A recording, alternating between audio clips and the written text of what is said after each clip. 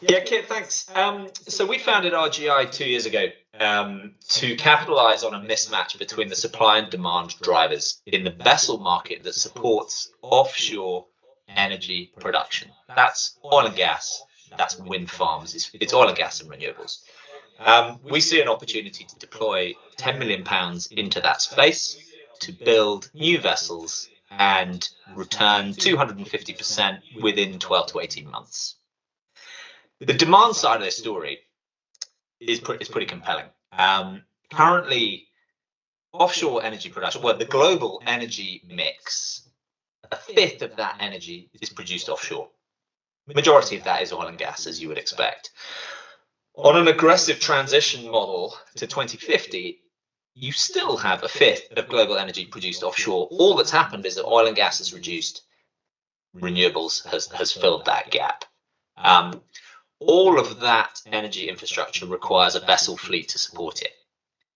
That's where we are with energy infrastructure vessels, and we have an opportunity to deliver a clean and compelling opportunity into that space. And I think despite that very compelling demand picture, 700% growth in wind farms, plus the growth in oil and gas as well.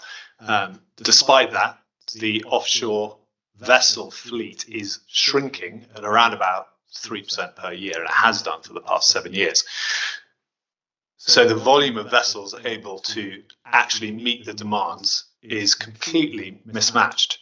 And the ship market is not ready to deploy cash into the offshore shipping market at the moment. Why not?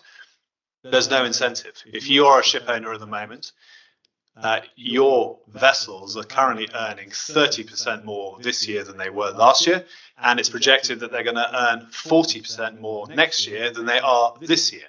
These owners are currently building their war chests. They will go to market and they will build new ships. They're just not prepared to do it yet. We want to get the jump on them. We want to get into the yards now, build a vessel, deliver it into a market where there is a huge demand and there's very little supply. Yeah, and it's getting a jump that's led to the option that we've created. So we've spent 2 years now getting to a point where we have a ready-to-build solution. We have a Singaporean shipyard.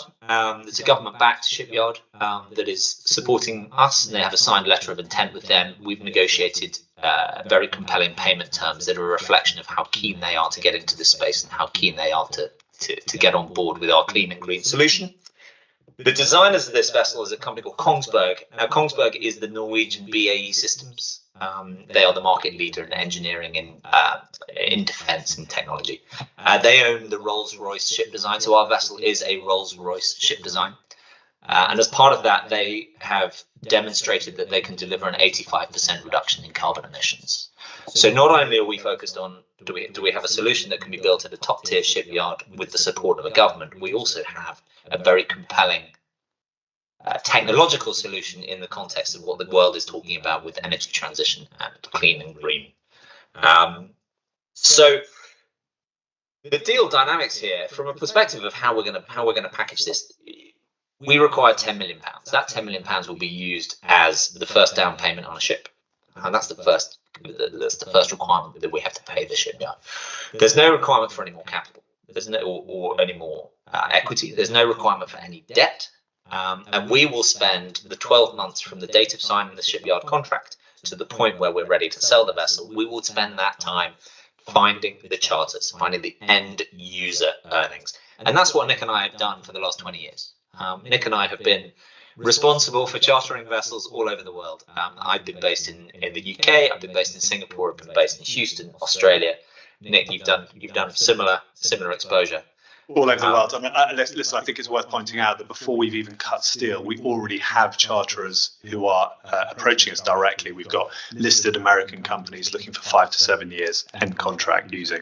We've got a Norwegian industrial company also interested in up to 3 years. The vessel hasn't even been, the contract for the shipyard has not actually been signed yet, and we already have charterers wanting the vessels. The demand picture is extraordinary. And we just need to make sure that we are the people with our foot in the door. Absolutely. So as we said at the beginning, the demand story is compelling. The supply side is restricted to almost zero, and we see that unchanging in the next 2 to 3 years. We require £10 million to unlock this option, and we intend to return it and recycle it back to our shareholders within 12 to 18 months at a 250% return. So thanks for listening.